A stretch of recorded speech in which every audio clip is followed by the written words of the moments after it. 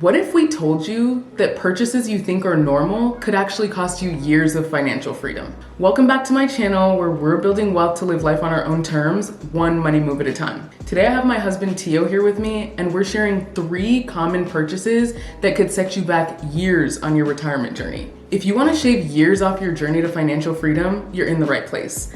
I'm Rami, an investor on track to retire in my early 40s, and I'm sharing all of my tips to fast track your way to financial freedom without sacrificing the luxuries that you care about along the way. So let's get into it.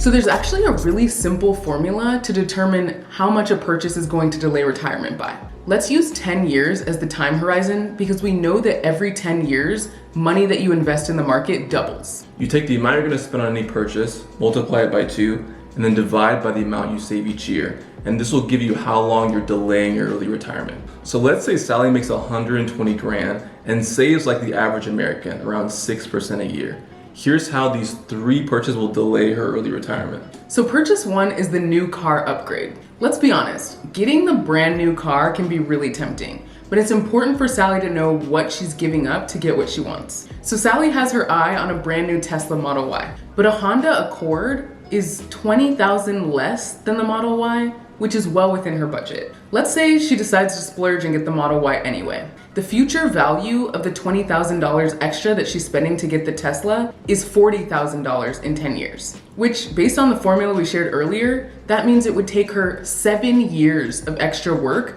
to make that up. She's delaying her retirement by 7 years. So it's actually probably best for her to buy that Honda Accord for now. So does that mean she'll never get the car? No, it just means she probably shouldn't get it now. The key is to understand what % of your total investment number annually that purchase represents. Right now, since Sally saves like the average American, she only has about $6,000 a year to invest. So if we take the $40,000 future value and divide it by 6, that's how we ended up at almost 7 years of that retirement delay. But let's say in a few years she starts making more money and she's able to invest more. She increases that annual investment number to $40,000. So now if we do $40,000, which is the future value of the cost of her getting the Tesla, but divide it by the $40,000 that she invests annually, it's only going to cost her 1 year of extra work and delay her retirement journey by just a year, which she may be willing to do. So everybody knows that the worst part about any trip is coming home. I know there was actually a string of trips that I took where every time I would drive home or be an Uber home, there was always a sad song playing.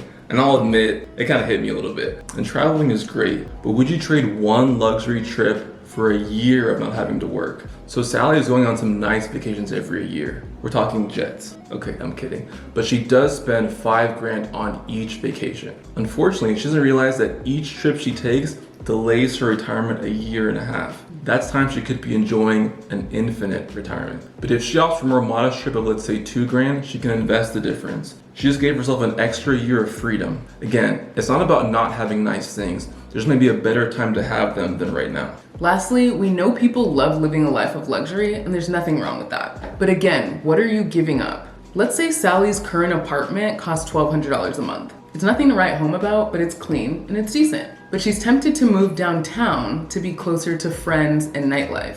The apartment she's looking at would cost her an extra $1,000 a month. That's $12,000 a year, which would actually be $24,000 a year in future value using our formula. That means living in the nicer apartment this year would cost her 4 extra years of work. Financial freedom is all about trade-offs. What are you willing to give up to get it? It's not about necessarily saying no to everything, but maybe it's a not yet. There's so many things that we've both had to wait to enjoy because it would have hindered our financial progress. Now that they represent a smaller percentage of our overall investments, it may make more sense. Remember that purchases may rob your future self of the freedom to choose how you spend your time. What are some things that you've had to wait to get or give up altogether to hit financial goals? Let us know in the comments. If you want to shave years off your retirement journey, don't forget to hit that subscribe button and hit that notification bell so you don't miss our weekly tips. Stay financially fabulous.